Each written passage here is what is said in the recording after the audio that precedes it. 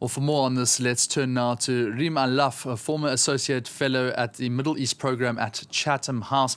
Rime, thanks so much for joining us.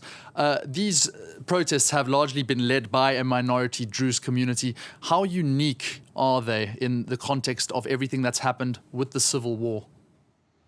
Well, I don't think they're unique in the Syrian context, in that what the people of Sweida are saying today, these slogans are the exact same slogans that we've heard for 12 years and counting all over Syria. The Syrian people are one, and the people want the downfall of the regime. Now, it's true that in Sweida, which is mostly made up of the Druze minority, there has not been any significant demonstrations over the past 12 years.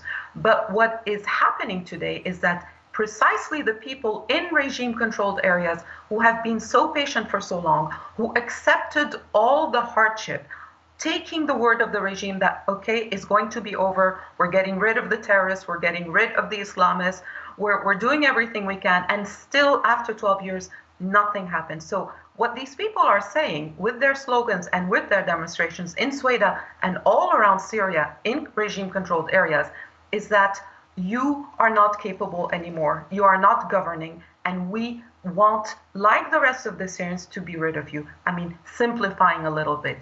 They are secure now that they're not going to get barrel bombs thrown on them, not yet, because the regime doesn't want anymore to be doing that. They're negotiating behind the scenes with the elders, with the leaders in Sweida, but it seems very unlikely that the regime is going to be able to bring and subdue these people in Sweida, in Daraa, in Latakia, in Deir ez-Zor, where there's other issues. So I think that we should get used to seeing these, regions that are flaming again. And I don't know why anybody expects that the situation would have been different today.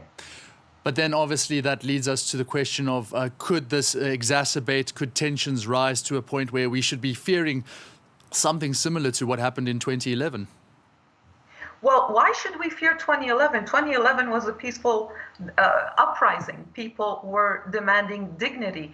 And this is what this is as well today. This is fighting against the indignity of the kind of life that the regime imposed on the people. I think what you're referring to is, of course, the violence and the repression from the regime side, which was then held by the Iranians and their militias very quickly on, and by the Russians. Today, we can expect already this violence to happen. People are still being taken away. They are still disappearing. There are still killings. There are still raids by both the Russians, less by the Russians today, and the Syrians. So I have to appeal to all of us to remember that just because they're not making the news, because they're not as spectacular as what we're seeing on your screen right now, that does not mean that the regime has ever stopped carrying out the repression. So we should expect more indeed, but this time it's going to be difficult to estimate from where we're sitting how much the regime is willing to show after it pretended that it won this war.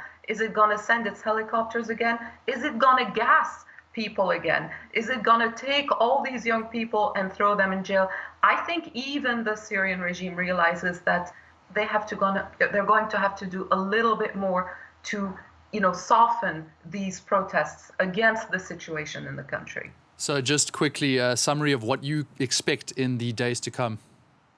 More demonstrations, and I'd like to bring your audience's attention to the fact that they're not just scattered demonstrations, but there's a new movement in Syria called the 10th of August movement, which is changing a little bit from the ways that the revolution started in 2011. They're saying we don't need to do Friday demonstrations anymore, and they are documenting what is happening all around Syria from within Damascus as well. I think this is what we should keep watching. These scattered peaceful demonstrations like they were in 2011, and these new young civil society organizations such as the 10th of August. Rime Allaf, thank you so much for your views. That's Rime Allaf, a former associate fellow at the Middle East program at Chatham House.